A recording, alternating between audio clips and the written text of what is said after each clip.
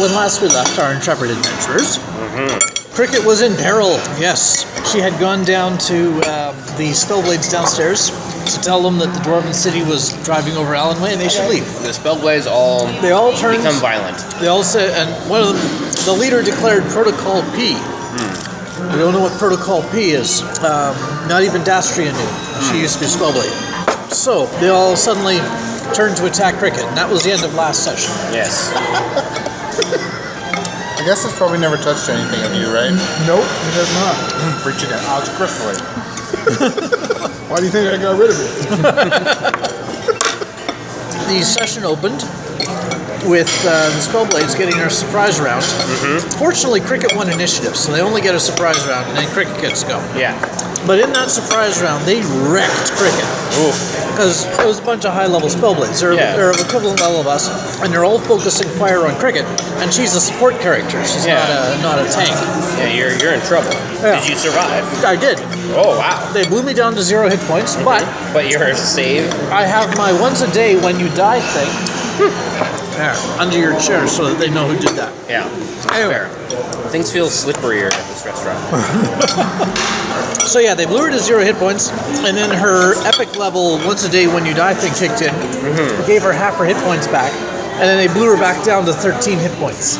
So yeah, that was a very, very ouchy round. Also, one of the things they did was they start this acid cloud effect.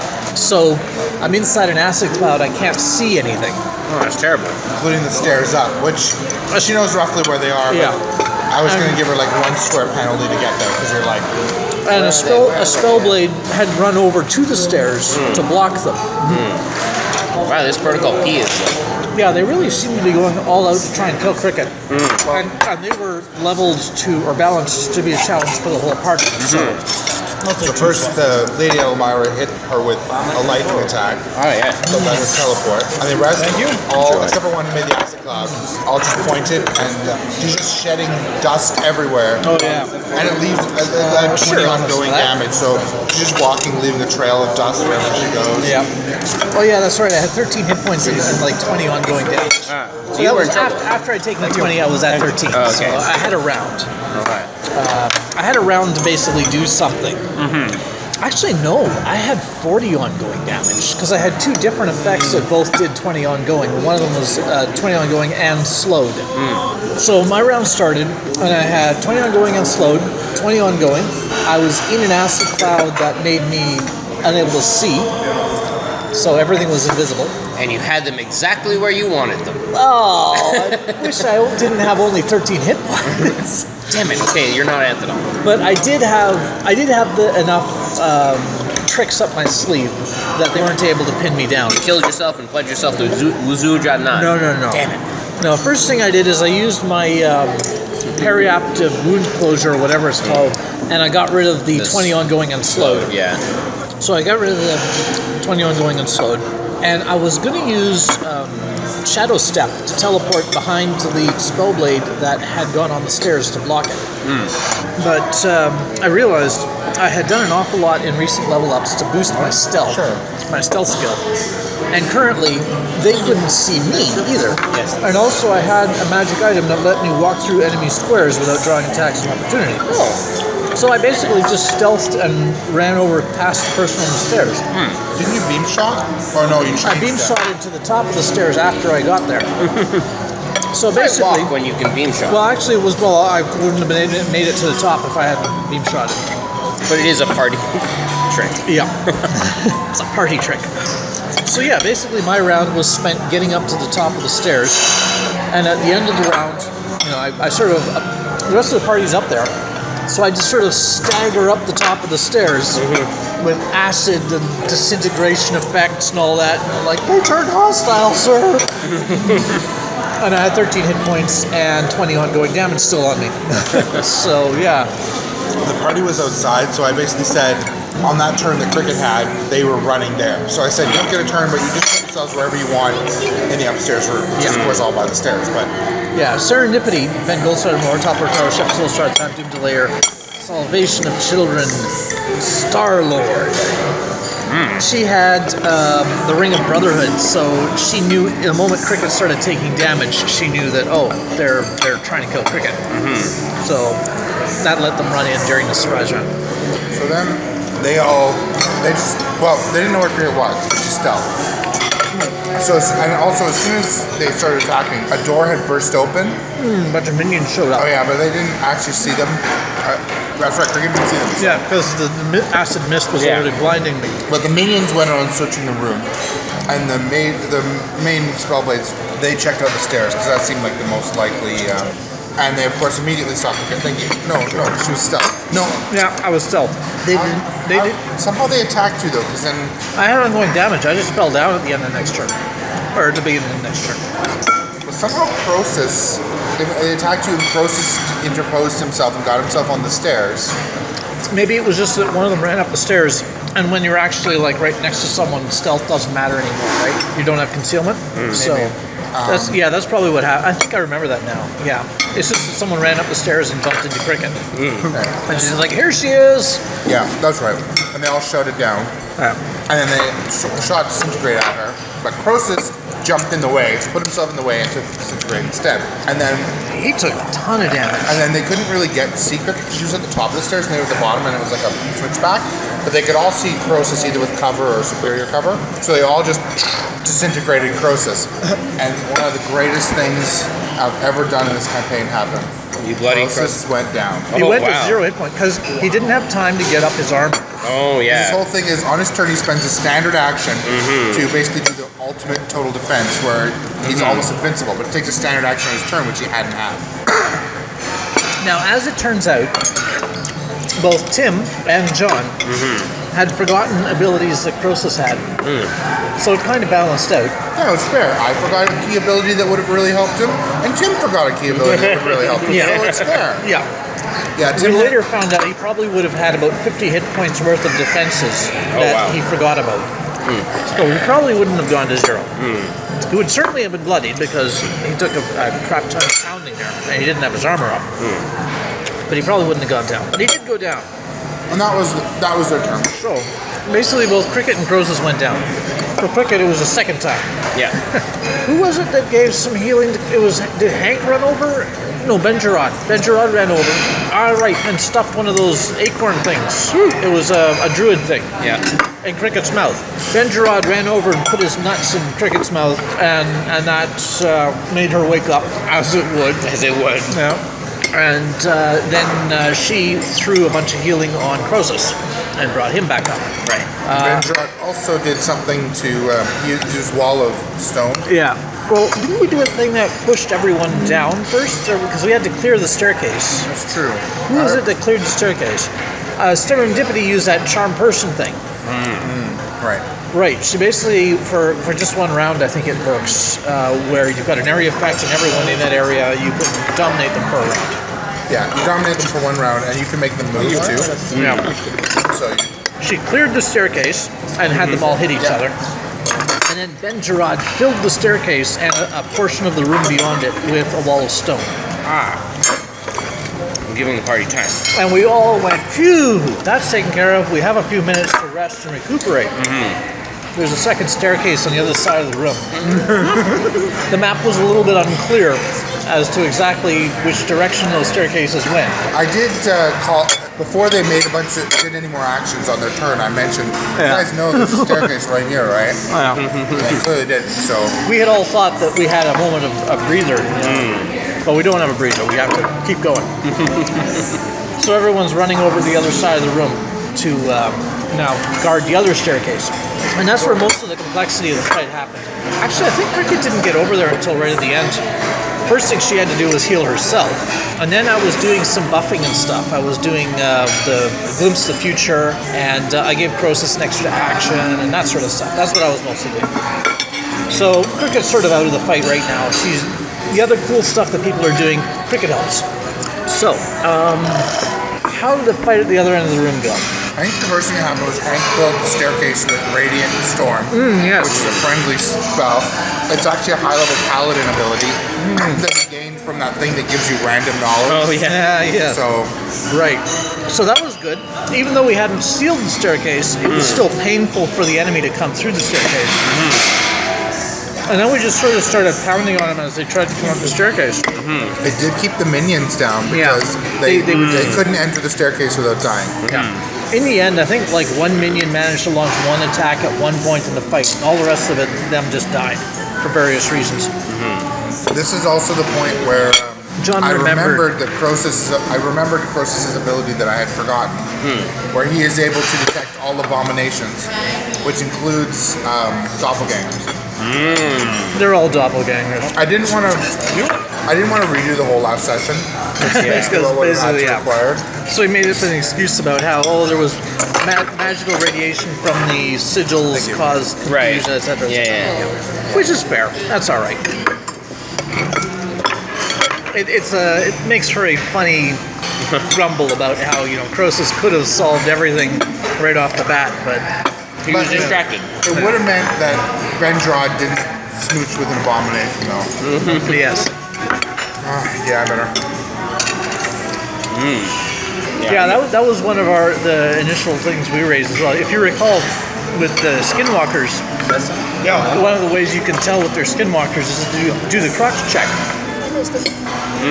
And so we were like, Benjarad, didn't you crotch check her just now? Oh, yeah, okay, I'll take that piece. So yeah, what was her name again? The Lady Edelmira? Lady Edelmira. Yeah, in the previous session, Benjarad had gone off in private and smooched with her a bunch. And so we're never going to let him live that down, ever. Awesome. Though it did come up because she seemed to really like it. And generally, like, these things don't really like anything. Pleasure is anathema to them. So, when Gerard confronted her on the stairs, saying, "What are you doing?" she seemed really apologetic. Like, "Yeah, I'm sorry. I just have to do this, but I'll keep you alive. I promise." She seemed to feel really bad about the fact that she had to kill the whole party. So there's more than meets the eye. Quite possibly. They may be robots in disguise. So we resume pounding on them, and Benjarad does some cool stuff. When he shifts to giant wolf form, he gains phasing. Right. And so they've completely blocked up access to the bottom floor, but not for him. So he actually charges Lady Edelmira through the ceiling. So, picture it. You're down in this room, and a giant wolf lunges through the ceiling to attack you. It was pretty fearsome. Did a bunch of damage, and then Benjarad ran through the wall into the next room to sort of dodge the disintegration beams and stuff like that. That's when he was gone for the rest of the combat. The next room was a treasure vault full of treasure. So Benjarad... And it was in the future, the party had gone to that room and it was all looted already. But now it still had treasure in it. Yeah. I wonder who took that party. Actually, no, because we had to start drawing Jenga blocks. Yeah, he came back. At the end of the combat, he came back carrying all this cool loot and crowns and everything, and they had to pull 2 Jenga blocks. Yeah. But anyway, let's see what other cool things were going on. Oh, an idea I had in the middle of combat, but then I decided not to mention it because it would give the DM ideas, was I was wondering why the Spellblades didn't try disintegrating the floor out from under us. I thought that might be a cool tactic, but I was not it. Fortunately, well, they didn't really have a lot of time. Things move very quickly in these combats. So, once the party started hitting them, they started going down. Yeah. They were artillery, so they do massive damage to them with a lot of hit points. So, the party started killing them, and they started melting into puddles of doom. But, go ahead. And they killed a couple of the minions who they finally saw were like shambling elves. They're the skinwalker ones. They killed them, and the black goo oozed out from them. And So I went to a fair bit of trouble to capture rather than kill Lady Edelmira, because I figure, this is the first time we've encountered a time mage that actually seemed to have some interest in anything other than destroy everything and kill everyone. I thought we could interrogate. Croesus is very adamant that no, chaos creatures, you just kill them. You don't talk to chaos creatures. If you do talk to them, they lie. But he's wrong. They're not chaos creatures. They're void creatures. He considers them to be chaos creatures. Okay. And if they talk to you and they don't lie, then what they tell you is still going to be bad to believe. They're going to mislead you. So you don't talk to chaos creatures. You just kill them. Yeah, basically. Because he said, first off, they won't talk to you. Even if they talk to you, they'll lie. And even if they don't lie, they'll still be wrong. Yeah. So why would you talk to them? Yeah. But after a great deal of inter-party talking and stuff like that, we finally managed to convince Croesus not to just massacre the survivors. I used a daily to put her to sleep. So that was about the end of the session. The combat took the whole session. That was a nasty bunch of disintegration they gave us. Savior of Children was the... Salvation of Children. Salvation of Children. That was stealing all the children. Yeah, stealing a bunch of babies from the Temple of Freedom. And dumping them out in the desert. That somehow sounds bad. What did you do to earn that great title? Oh, I stole a bunch of babies from the Temple of Freedom. Well, now to be fair, she kidnapped them from the slave pens. Oh yeah, no. What she did was great. It's just that She didn't exactly kidnap them. They were orphans. I feel like that's still kidnapping. Well, I I mean, guess I like the technically way I said it. She rescued children from the evil. I guess technically they weren't orphans when they entered the temple. it's true. Right. Well, and I guess technically they're not orphans since their parents' souls are just in some sheep now. No, they're orphans. Their parents died. When they were what? What? Melted down. Yes, melted down. That happened. It was unfortunate. Anyway, so next session we'll open with an interrogation of Lady Edelmira. Maybe we'll find out more about the Time Ages, and then we can get back to the original task, which was investigating the sigil, so we can find a way just to build a Timeline to send the end of all things back before the Udpocalypse. I love how these words that I'm using make sense. They're nonsensical words, but they make sense. Very specific context. Yeah. And that was the adventure. The end. And today we rescue the gnomish lock system. Oh, right, yes. From the clutches of corrupted merfolk. Yes, now that we've figured out how to deal with them. Yes, charge directly at them And hit them with a shovel. and hit them with a shovel. Which is the dumbest way of doing that. Well, they are mer people. Why don't you use one of those fish bats? This thing could only move 10 feet around, and it's a beast in melee. Yeah. Like 5d6 damage, and we're level 4. So I ran up to it and I hit it. With a shovel. With a shovel. A great shovel. A great shovel?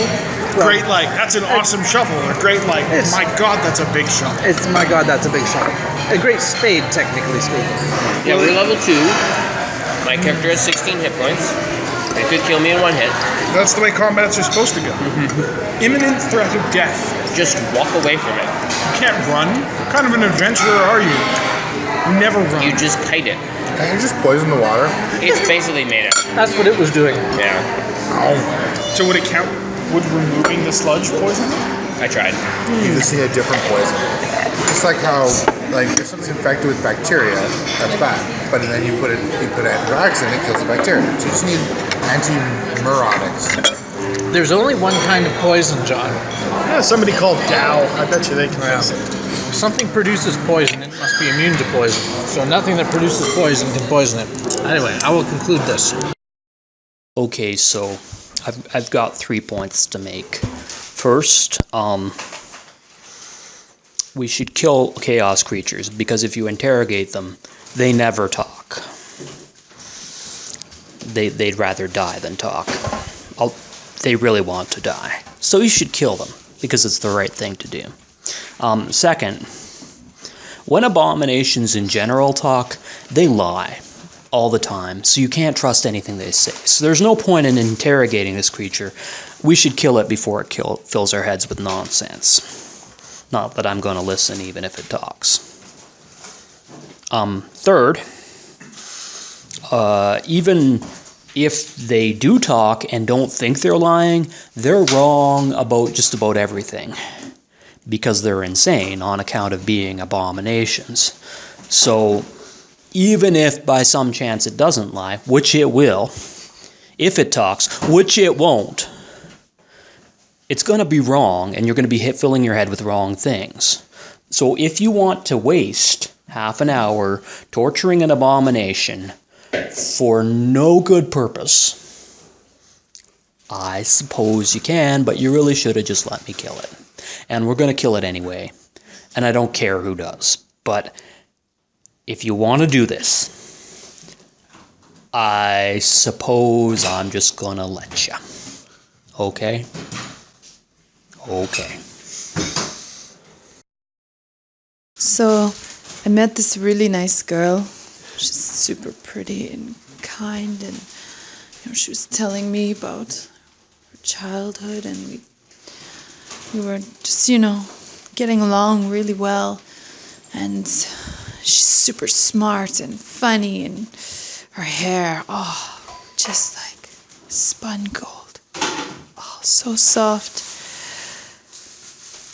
She tasted like... Anyway, so apparently Croesus knew that she was actually a puddle of nothing goo and chose not to tell me because everyone's always playing jokes on me. Sure, Gerard, go make out with the puddle of time goo, nothingness goo. Ha ha ha, it's so funny. I need to find out how he knew that. I need to get some kind of sentient being detector before I start dating again. Oh, how am I going to tell my mother?